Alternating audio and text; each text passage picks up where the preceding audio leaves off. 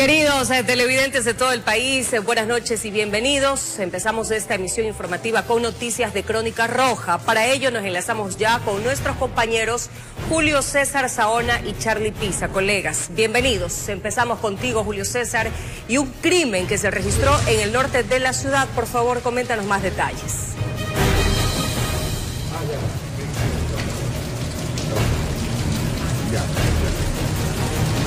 Adelante. Anali, Charlie, amigos televidentes, un gusto acompañarlos. Así es, un hecho violento se registró durante horas de la mañana acá en el sector de la Marta del Roldós. Tendremos los detalles más adelante. Por supuesto, permanecemos a la expectativa. Y en un hecho similar, también se ha registrado otro crimen, pero en el Guasmo Sur. Charlie, por favor, adelante con la ampliación de esta noticia. Buenas noches. Buenas noches, Anali, Julio César, amables televidentes. Así es, estuvimos hace poco en el Guasmo Sur en distintos puntos. Se reportaba una balacera y le vamos a mostrar las siguientes imágenes. Primero indicaban que habían personas heridas. Llegamos al sitio y solo la Policía Nacional estaba realizando el levantamiento de indicios, la fijación de indicios, y también INASEG estaba desplegado en el lugar realizando algunas verificaciones. Luego se confirmó que en el sitio había estado un grupo de ciudadanos jugando barajas en una de las veredas, hasta que de repente apareció un patrullero de la Policía Nacional. Les advirtió que por favor ingresaran a los domicilios, que no pueden estar ahí, que el sector es peligroso. El vehículo policial avanzó aproximadamente 1 o 2 cuadras cuando escucharon las detonaciones de armas de fuego y regresaron, y ya estaban las personas heridas en ese sitio. Luego los trasladaron a los 3 ciudadanos hasta el hospital del Guasmo Sur en Tricimotos, donde luego los galenos confirmaron que 2 de las 3 personas que fueron ingresadas por el lado de emergencias lamentablemente fallecieron. Es decir, un doble crimen se registró en el Guasmo Sur. Esto fue aproximadamente a las 17 horas, cuando recién empezaba la noche, y muchas personas ya ingresaban por ese barrio con sus familias, sus hijos de diferentes instituciones educativas fueron testigos de este hecho violento. Pero media hora después le vamos a mostrar otras imágenes. Esto ocurrió en otra cooperativa aledaña. Lo anterior ocurrió en la cooperativa Proletarios con Tierra, y luego nos trasladamos hasta la cooperativa Proletarios sin Tierra. Esto más adelante de la maternidad del Guasmo Sur, donde habían estado en una esquina 3 ciudadanos, uno de ellos en una silla de ruedas porque tenía un problema de movilidad, no podía caminar porque había sufrido hace algunos años una tentativa de asesinato, y hasta ese sitio llegaron otras personas armadas y también les dispararon por varias ocasiones, dejando en el lugar a aquella persona que estaba sentada en la silla de ruedas sin vida, y uno de los otros 2 ciudadanos fue trasladado hasta un hospital con un impacto de bala y se encuentra hospitalizado. La Policía Nacional en ese sitio levantó más de 5 indicios balísticos, y lo que logramos también consultarle al jefe del Distrito Sur es que estos 2 casos no están relacionados. Escuchemos. Un ciudadano que se encontraba en una silla de ruedas circulando por la vía pública con otro sujeto habían sido abordados por 2 sujetos a bordo de una motocicleta. Causan varios impactos con proyectil de armas de fuego, en lo cual el ciudadano hoy fallecido fallece aquí en el lugar, toda vez que se encontraba en su silla de ruedas. El otro ciudadano, sexo masculino, es trasladado por sus propios medios al hospital del Guasmo, se encuentra estable, tiene 2 impactos con proyectil de armas de fuego, a lo que es a la altura de la muñeca del costado derecho y el muslo del lado derecho. Es importante señalar que el hoy occiso, en el año 2021, diciembre de 2021, ya había tenido una tentativa de asesinato y había quedado producto de ello con esta situación de discapacidad. Tiene 4 antecedentes por tráfico de sustancias de fiscalización, posesión de armas de fuego y robo. Adicional a ello, tiene 3 procesos pendientes por posesión de armas de fuego y lo que es el tráfico de sustancias sujetas a fiscalización. Como escucharon, estas personas tenían antecedentes penales. Por ahora no se ha confirmado que hayan sujetos detenidos en cuanto a esos 3 casos o 3 personas que han sido asesinadas en menos de 1 hora en el Guasmo Sur. Estamos atentos también a algún reporte que haya o actualización en horas de la noche o madrugada en cuanto a estos hechos violentos que se han presentado en el sur de la urbe porteña esta noche. Adelante. Gracias, Charlie. Excelente trabajo. Y bien, vamos con lo anunciado. Julio César Saona y los detalles de este doble crimen en la ciudadela Marta de Roldós. Cuéntanos un poco más, por favor, Julio César.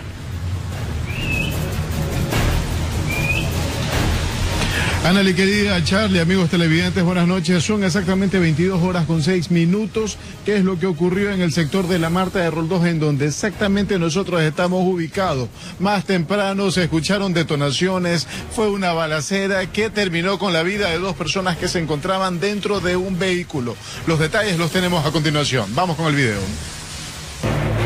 Para los moradores fueron instantes de terror los que vivieron. Escucharon repetidas detonaciones, aseguran haber contado 15 disparos, luego un golpe indicando que un accidente había ocurrido en la calle. Y finalmente, el ruido de una motocicleta que se alejó a gran velocidad. Interceptado por una motocicleta con 2 ocupantes, los que habían realizado varios disparos con arma de fuego, produciéndose la muerte de estas 2 personas. Y cuando reciben los disparos el conductor y se orilla por encima de la acera, quedando en ese punto. Ocurrió en la zona limítrofe entre la cooperativa Las Rocas, Ciudadela Juan Tancamarengo y Ciudadela Marta de Roldós, en el norte de Guayaquil. Eran apenas las 7 de la mañana con 10 minutos de este jueves. En esos instantes, cientos de niños y adolescentes pasan hacia sus escuelas y colegios.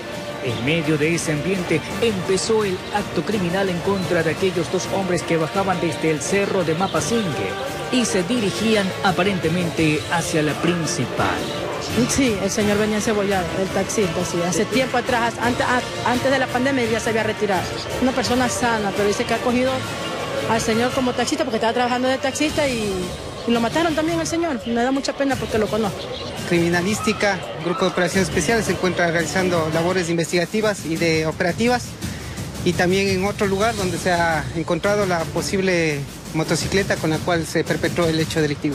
Las víctimas fueron identificadas como Cristóbal del Valle, de 46 años, quien no registra antecedentes penales.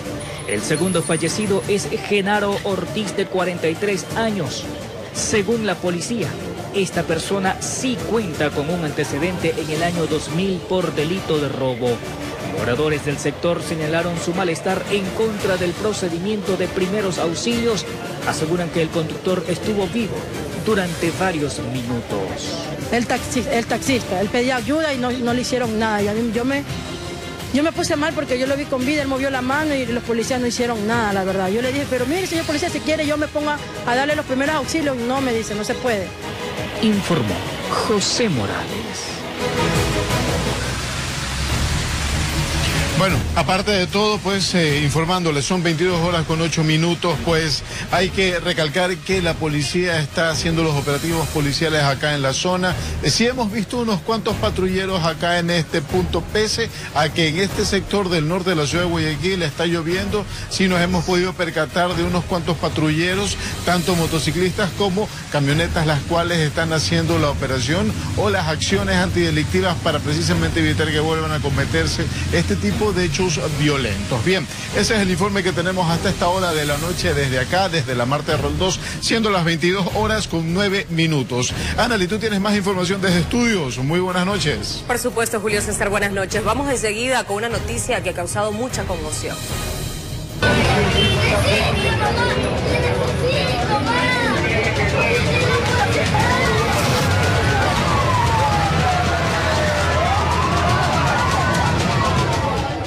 4 personas fallecidas y otras 16 heridas fue el saldo que dejó un ataque de sicarios durante el velorio de un agente de tránsito en Manta, provincia de Manabí. Entre las víctimas está su ex mujer, 2 hermanos, su cuñada y un tío. Sus hijos menores de edad resultaron heridos. El agente fue asesinado en Guayaquil el pasado martes. Sin piedad y en pleno velorio, un grupo de sicarios disparó contra los familiares de Andrés Moreira, agente civil de tránsito de Manta, asesinado el 16 de mayo en Guayaquil. El ataque armado dejó 4 muertos y 16 heridos, entre ellos 2 niños. Hay 2 menores que trasladamos, no podemos determinar si fueron traslados de balas, solo estaban con flujo sanguíneo. De heridas, tendría que determinarse si es de algún proyectil o de algún vidrio, alguna cosa, pero fueron trasladados también. El hecho se registró en la avenida Flavio Reyes en una sala de velación. Entre las víctimas mortales está Diana Oña, ex esposa del agente, 2 hermanos, una cuñada y otro familiar. Estas mafias o quienes hicieron el sicariato en Guayaquil buscaban a alguna otra persona acá. Ingresan a la funeraria, proceden a determinar un blanco, pero ya en el local adentro se les escapa el tema de las manos porque al parecer hay fuego cruzado y caen víctimas colaterales en este hecho. Según testigos, los sicarios con fusiles y otras armas después del ataque huyeron y dejaron el vehículo abandonado en un sector cercano a la escena del múltiple crimen. Bajaron del carro, andaban con armamento y parece que iban un herido. Dejaron botado el carro y de ahí como que 2 carros los han estado esperando, se subieron en ese carro y salieron huyendo. La policía confirmó que además de la ex esposa del agente asesinado, un hijo de la pareja fallecida resultó herido. Él está estable, está siendo asistido en una casa de salud. Esperamos que no se le complique la salud al muchacho. Por este hecho, en Manta se activó la mesa de seguridad, donde además de exigir al gobierno intervención inmediata, el alcalde hizo un llamado a los agentes de tránsito para que ayuden con las investigaciones, ya que en los últimos 2 años 5 agentes han sido asesinados. Y no hacer que los problemas que puedan ser de particulares en virtud de malas acciones que puedan estar tomando tengan consecuencias tan nefastas con personas inocentes como la hemos evidenciado en esta mañana. El cadáver del agente también fue trasladado al centro forense debido a que los sicarios dispararon contra su féretro. Internamente Policía Nacional verificará si es que el agente que falleció el día de ayer en horas de la tarde en el sector de Urdesa tenía algún tipo de investigación o alerta. Horas después del múltiple crimen, la Fiscalía y unidades especiales de la policía realizaron varios allanamientos. Con cámaras de Eduardo García desde la provincia de Manabí, informó Wendy Delgado. Un ciudadano fue asesinado por sicarios que se movilizaban en una bicicleta en Machala, provincia de El Oro. La víctima recibió 5 impactos de bala. El hecho se suscitó la mañana de este jueves 18 de mayo sobre la acera de la avenida Bolívar Madero Vargas. Al ingreso del barrio González Rubio quedó el cuerpo sin vida de Jefferson Sebastián Luna Ramírez. De los primeros datos que nosotros tenemos, esta persona se encontraba sentada en la vereda. Pasan 2 sujetos en una bicicleta del sector justamente del sector de la Zapera y proceden a disparar. Se conoció que la víctima, quien recibió cerca de 5 disparos, era una persona indigente que había abandonado su hogar hace varios años y vivía en un lote baldío cercano al lugar del crimen. Se pudo detectar que esta persona en sus bolsillos tenía unos 10 sobres de una sustancia, posiblemente cocaína. Y pueda que la hipótesis o el modo o la situación por causa de la muerte pueda ser esta situación por el microtráfico. Según el jefe del distrito Machala, la disputa por el poder de territorio para la venta de drogas es la principal causa de la mayoría de muertes violentas que se registran en varios sectores del cantón. Creemos que sí, siguen por el tema de territorio, más que todo por la situación del microtráfico. Una nueva muerte que queda para investigación del personal de la DINASED. El cuerpo del infortunado hombre fue levantado para ser trasladado hasta el Centro de Ciencias Forenses para la necropsia de ley, informó Richard Ceballos. 22 horas con 14 minutos y más adelante les contaremos sobre el decomiso de más de 1 tonelada de cocaína que era transportada en un tanquero en el cantón San Miguel de los Bancos en Pichincha. Revisemos lo que ocurre en el ámbito político. Demandas de inconstitucionalidad al decreto ejecutivo 741 que dispuso la muerte cruzada fueron rechazadas por la Corte Constitucional. En tal efecto, aquellos pedidos de medidas cautelares también quedaron invalidados. Con los churos hechos quedaron aquellas figuras políticas que buscaron mediante varias demandas de inconstitucionalidad al decreto ejecutivo 741 que la muerte cruzada dispuesta en dicho documento quede sin efecto.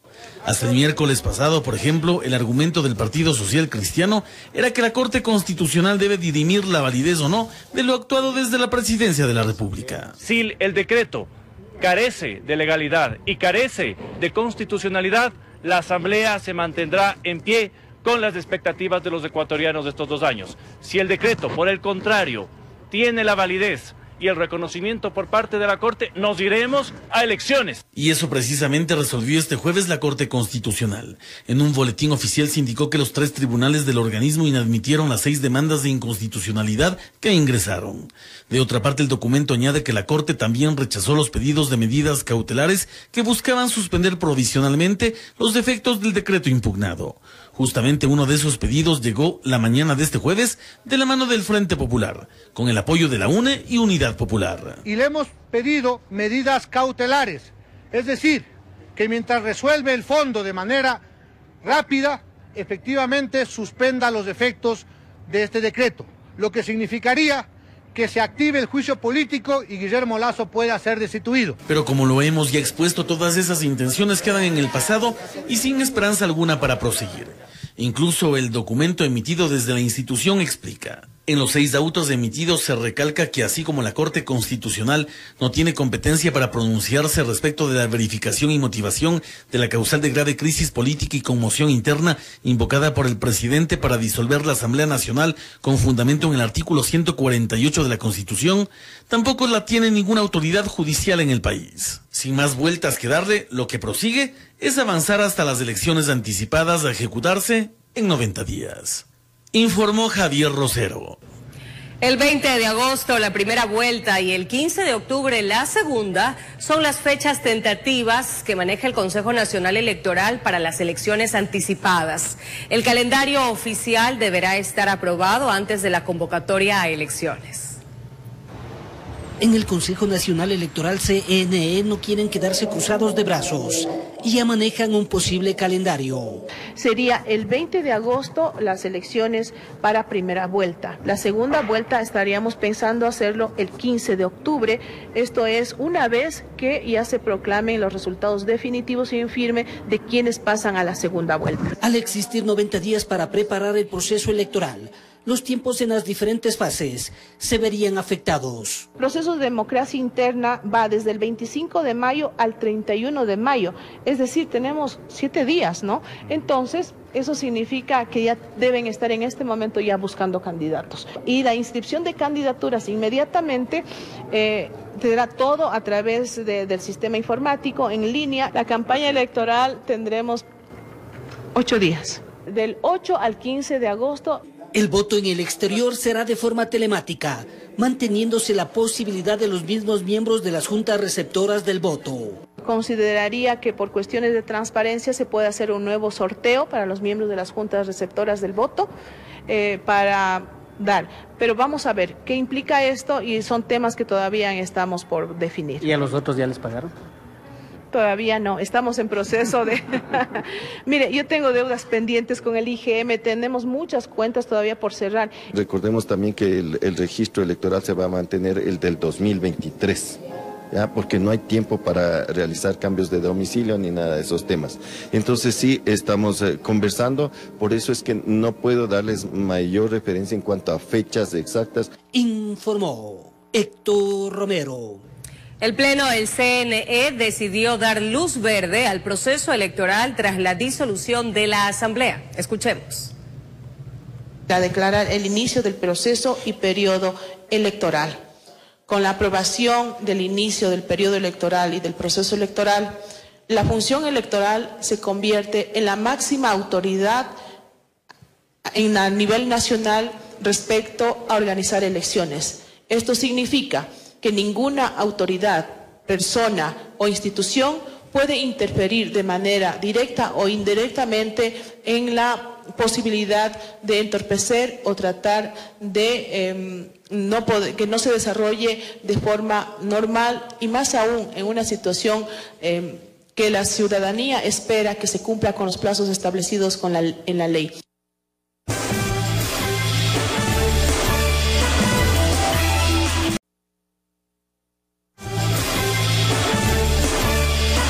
Gracias por su fiel sintonía. Las máximas autoridades de la provincia del Guayas instalaron una mesa de seguridad con el fin de definir estrategias para bajar los índices delictivos que mantienen en zozobra a los habitantes. Se trata de una mesa de seguridad, justicia y derecho, impulsada por el Consejo de la Judicatura.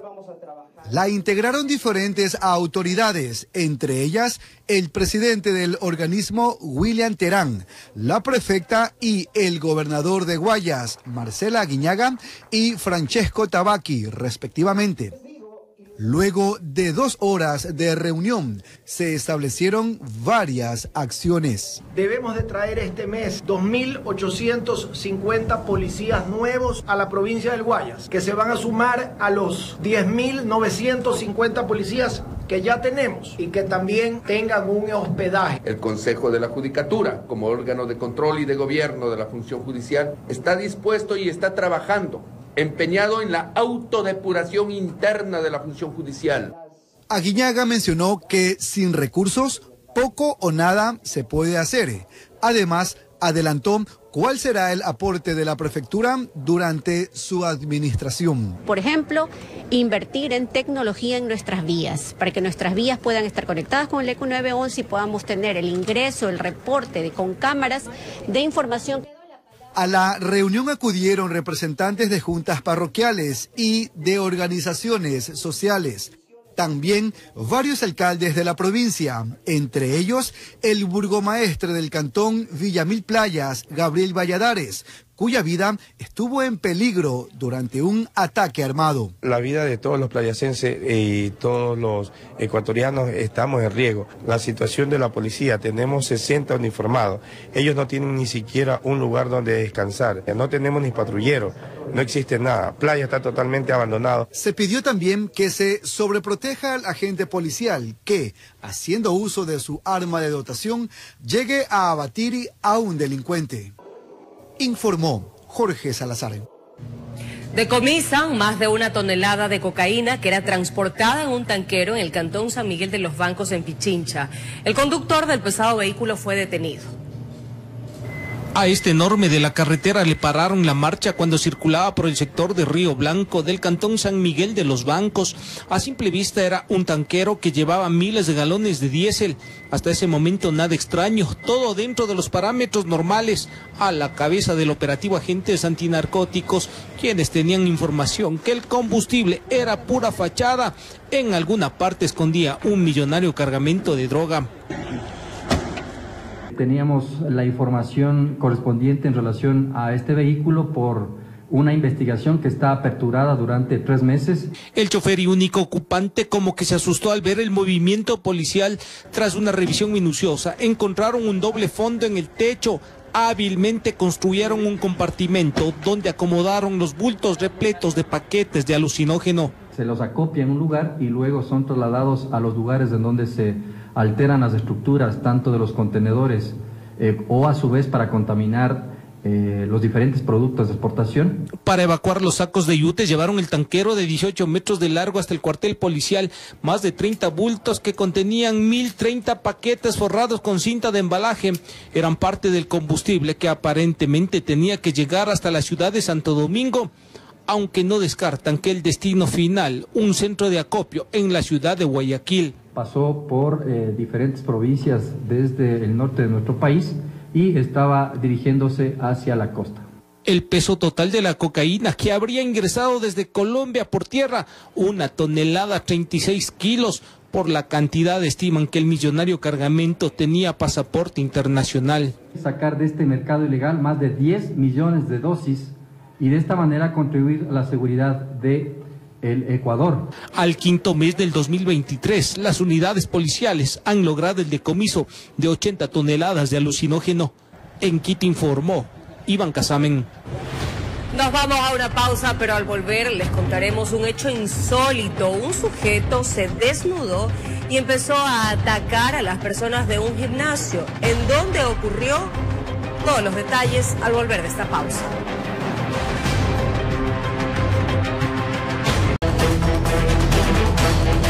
Revisemos lo que ocurre en el ámbito internacional. En Colombia continúa la búsqueda de los 4 niños, entre ellos un bebé de 11 meses que aparentemente sobrevivieron a la caída de una avioneta en una zona selvática en el sur de ese país y de quienes el presidente Gustavo Petro había informado que habían sido encontrados. Sin embargo, el mandatario rectificó la información y dio a conocer que sigue la búsqueda de los menores. De momento, brigadas militares usan megáfonos con audio de la abuelita de los niños en el que se les indica que no se muevan de donde estén y así facilitar el rescate.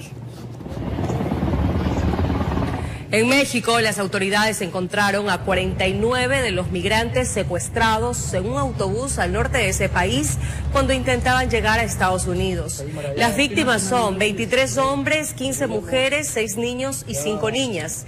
El jefe del ejército mexicano precisó que entre los migrantes hay 7 de Venezuela, 19 de Honduras, 2 de Brasil, 1 de Cuba, 14 de Haití y 6 de El Salvador. También se informó que algunos de ellos fueron hallados caminando y otros en viviendas que estaban en el área. La policía realiza las investigaciones de este hecho mientras continúa la búsqueda de los 2 conductores del autobús en el que iban los migrantes. Y a nosotros secuestraron.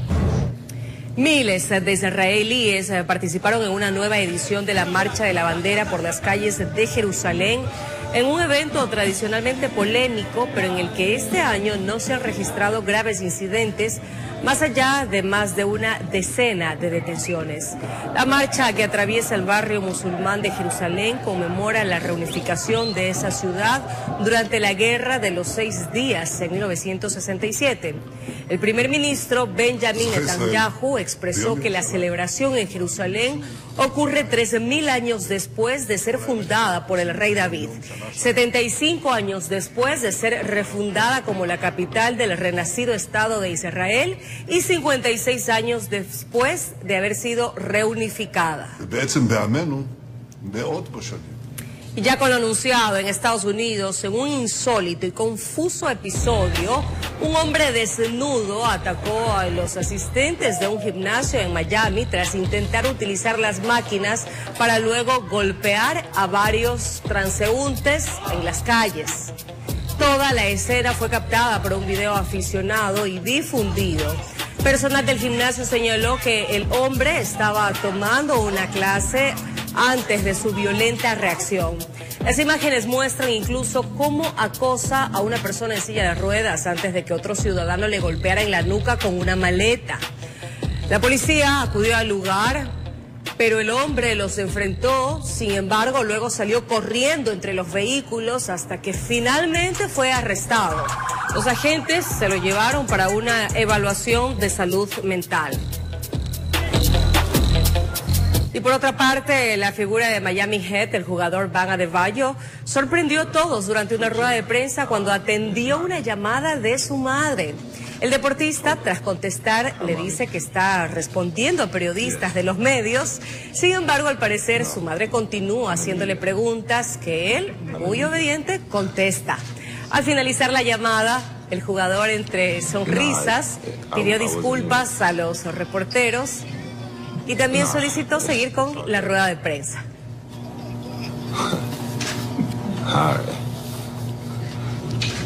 Sorry. What'd you say? I have a lot of respect for Jay.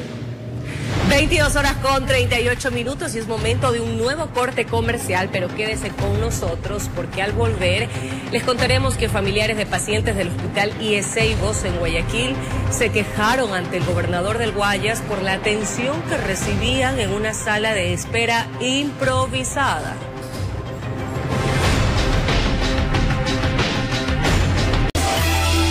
De regreso con más noticias para todos ustedes.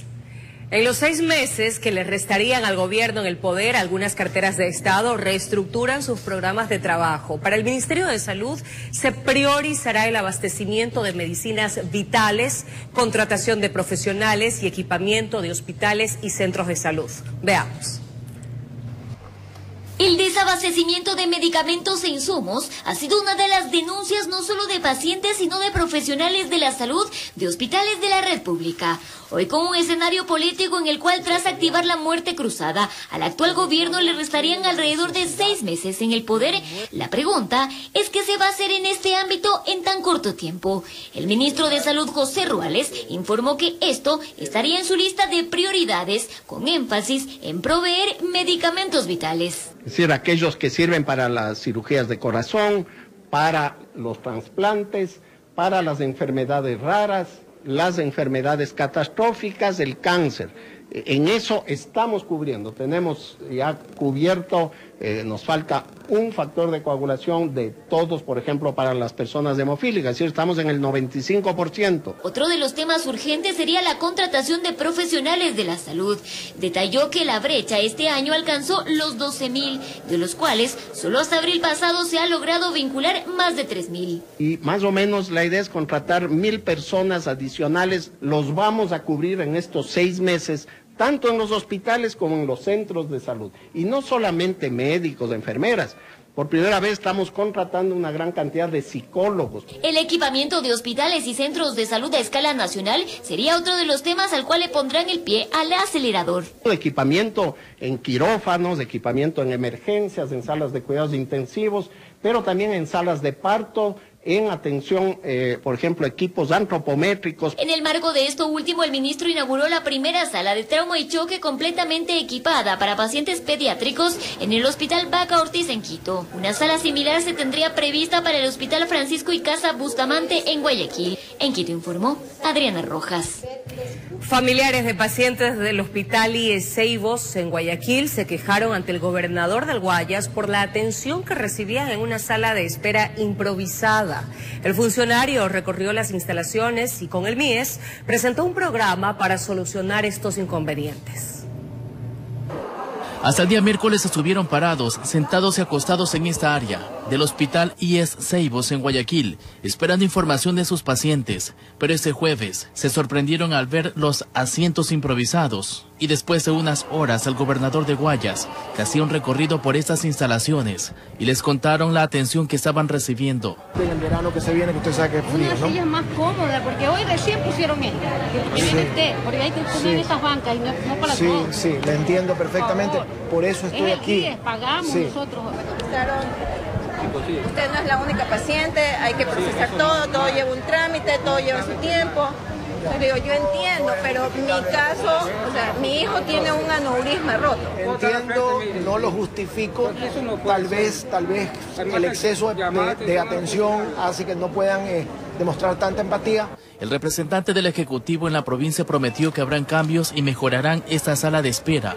Aquí conversó con los ciudadanos y les explicó que el MIES ya puso en marcha el programa Vivo Joven, que ahora estarán en los sanatorios de la red pública, y dio detalles del trabajo específico que realizarán. Vienen de manera gratuita, son del MIES, son chicos jóvenes que se encargan de darle la atención a los familiares o amigos de los pacientes que están en los hospitales. Si identificamos una mamita que por temas económicos no ha podido comer en todo el día, el voluntario le ayuda, por ejemplo, con el almuerzo. Con eso esperan mejorar la atención y sobre todo que ellos estén tranquilos y así aliviar la carga de los galenos que están en los consultorios, quirófanos y demás áreas, informó Charlie Pisa.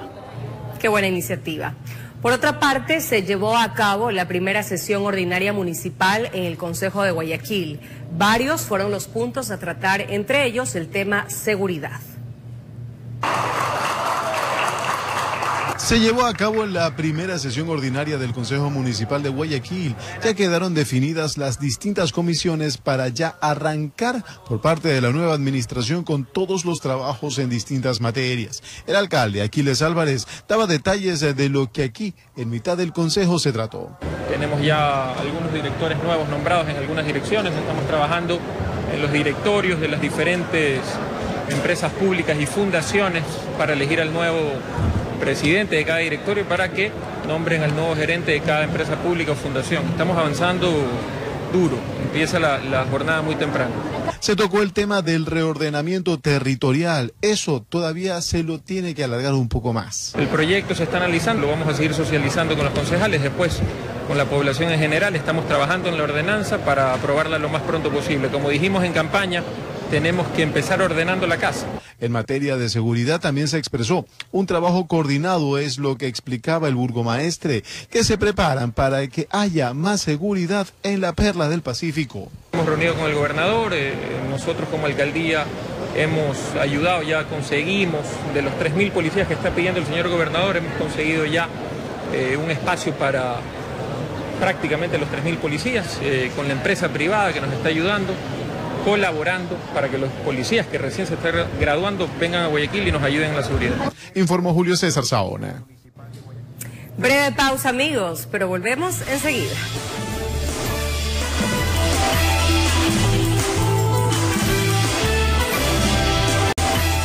Dos personas fueron detenidas por estar presuntamente implicadas en el microtráfico de drogas en el cantón Pelileo, provincia de Tungurahua. Trabajos investigativos de agentes antinarcóticos permitieron identificar a una pareja aparentemente implicada en el microexpendio de sustancias sujetas a fiscalización en un allanamiento realizado a una vivienda ubicada en el centro del cantón Pelileo. Los policías encontraron evidencias de la actividad ilícita a la que se dedicaban los sospechosos. Gracias a las denuncias de la ciudadanía, llegamos a este inmueble debido a que estas personas se dedican a vender en diferentes sectores del sector de Pelileo, especialmente a personas que son consumidoras. Al interior de la vivienda, algunos artículos que supuestamente eran utilizados para mezclar la sustancia, pero como que intentaron esconder las evidencias en caso de ser visitados por la policía.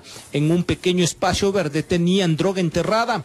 El trabajo enfocado a combatir el microexpendio de alucinógeno dejó el decomiso de 170 gramos de pasta base, 85 de cocaína y 396 gramos de marihuana, que en dosis suman una cantidad considerable. En dosis, casi 3.000 dosis, y hay una tabla donde que las personas que administran justicia serán los que ya ellos en sentencia especifiquen 1 año, 2 años, dependiendo ya de la tabla. Además apareció un arma de fuego tipo pistola que no tenía el permiso para su tenencia.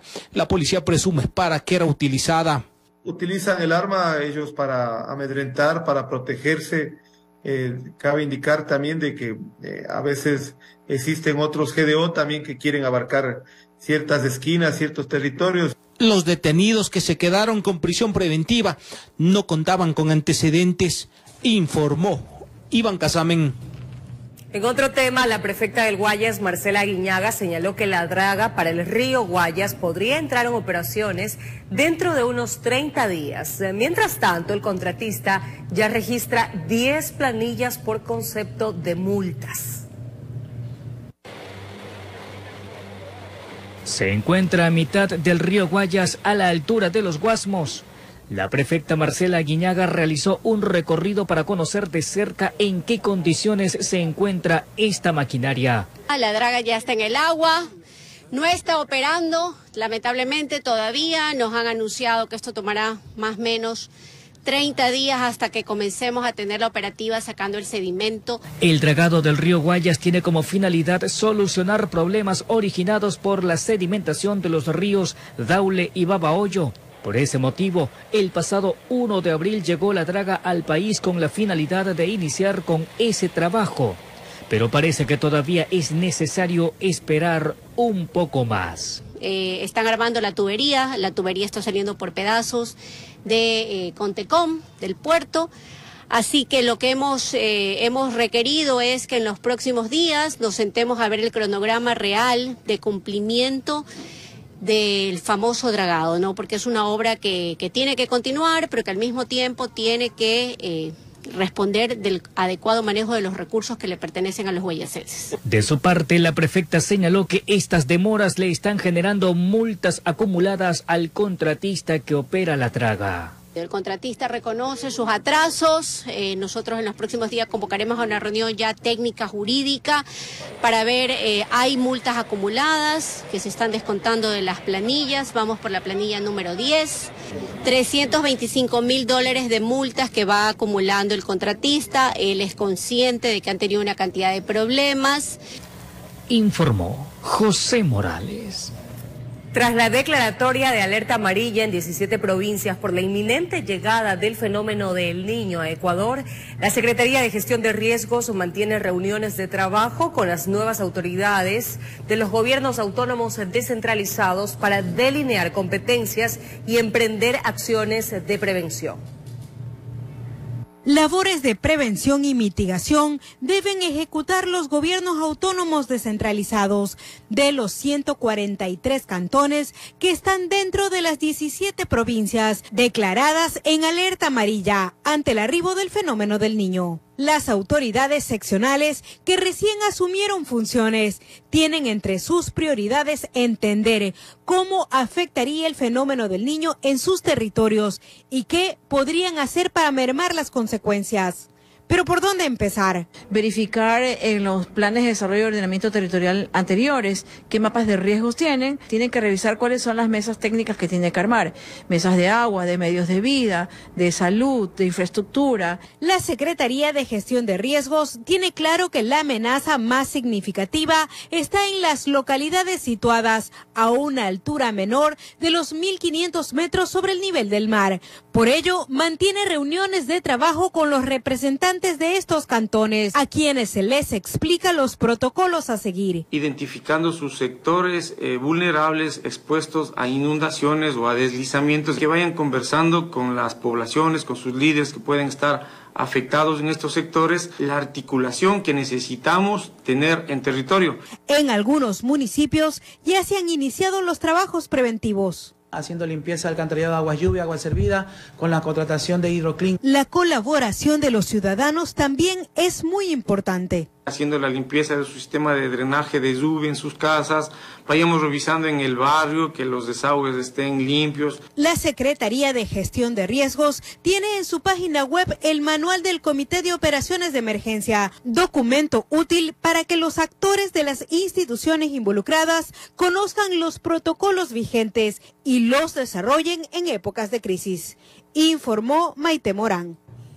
Así concluimos esta emisión informativa, queridos amigos. Un fuerte abrazo para todos ustedes que disfruten de esta noche. Los dejamos en muy buena compañía con José Alberto Molestina. Qué placer, José.